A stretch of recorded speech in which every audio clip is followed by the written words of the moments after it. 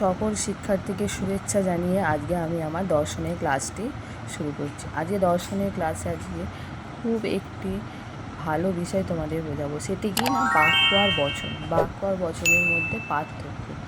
তোমাদের লজিক শিখতে গেলে বাক্য বচন আগে বুঝতে হবে। বাক্য কি, বচন কি, নাহলে তোমরা সেই লজিক বুঝতে পারবে না। ফার্স্ট দেখো, বাক্য কি, মানে বাক্যের উৎস হলো মনের ভাব। আমরা সবাই জানি যে শব্দ সমষ্টির দ্বারা মনের ভাবকে প্রকাশ করা হয় তাকে বাক্য বলে। যেমন আমি একটি বাক্যের উদাহরণ কি দিয়েছি না, আমার চেতনার রঙে পান্না হলো সবুজ।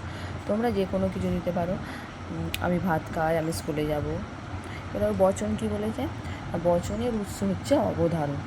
অবধারণ মনে মনে একাধিক ধারণাকে সংযুক্ত করাই হচ্ছে অবধারণ। তাহলে অবধারণকে ভাষায় যখন প্রকাশিত করা হয় তাকে বচন। তাহলে বচন আমি বলতেই পারি যে অবধারণকে যখন ভাষায় প্রকাশিত করা হয় তখন তাকে বলা হয় বচন। তাহলে তোমাকে জানতে হবে, বচন শেখার আগে তোমাদের আগে কী জানতে হবে, না অবধারণ। তাই আমি আগে অবধারণটা তোমাদের বুঝিয়ে দিয়েছি। দেখো, বচনের উৎস হচ্ছে অবধারণ। অবধারণ কি, একাধিক ধারণা, যে কোনো একাধিক ধারণাকে আমি যখন মনে মনে সংযুক্ত করবো সেটাকেই আগে অবধারণ বলবো আমি। তারপর সে অবধারণকে যখন ভাষায় প্রকাশিত করা হবে তখন তাকে কী বলবো, আমি বচন বলবো। দেখো, বচনের একটি উদাহরণ দিচ্ছি, সকল মানুষ হয় মরণশীল। এবার 2 নম্বর পার্থক্য দেখো, বাক্য তোমরা জানো অতীত, বর্তমান, ভবিষ্যৎ যে কোনো কালেরই বিষয় প্রকাশ করতে পারে। জানো, অতীতকাল, বর্তমানকাল, ভবিষ্যৎকাল তোমরা জানো, যেটা আগে হয়ে গেছে অতীত, যেটা এখন হচ্ছে বর্তমান, যেটা পরে হবে সেটাকে ভবিষ্যৎ। তাহলে বাক্য বুঝেছো তোমরা। বচন দেখো, বচন শুধুমাত্র অতীত, বর্তমান, ভবিষ্যৎ নয়, শুধু বর্তমান কালেরই বিষয় প্রকাশ করে বাক্য। তারপরে 3 নম্বর দেখো, বাক্য যে কোনো ক্রিয়াপদের কালে, অর্থাৎ যে কোনো ক্রিয়াপদের যে কোনো কালে রূপ দিয়ে গঠিত হয়। বচন কি, বচন হচ্ছে হয় অথবা নয় দ্বারা গঠিত হয়। তাহলে এখানে 3 নম্বর বাক্য আর বচনের পার্থক্যটা তোমরা বুঝেছ।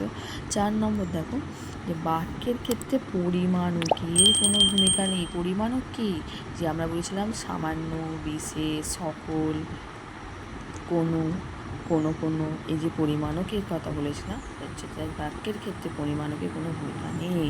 তো বচনে পরিমাণকের ভূমিকা গুরুত্বপূর্ণ। বচনের ক্ষেত্রে সকল, কোনো এগুলি কি যুক্ত হয়।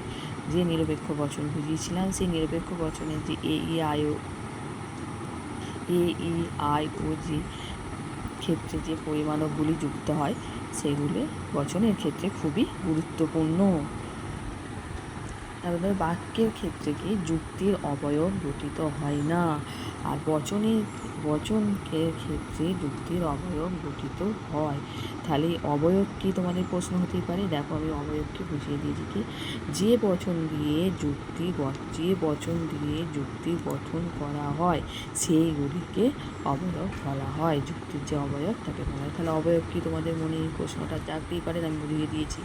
তারপর অবধারণ কি, এখানে দুটো কোশ্চেন। অবধারণ কি এখানে বলে দিয়েছি। দেখো, মনে মনে একাধিক ধারণাকে যখন সংযুক্ত করি সেটাকে অবধারণ বলা হয়।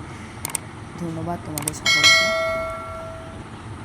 তোমরা যদি এই ধরনের ক্লাস আরও পেতে চাও তাহলে আমাকে চটজলদি তাড়াতাড়ি হোয়াটসঅ্যাপ করো, আমি আরও অনেক ক্লাস নিয়ে আসবো।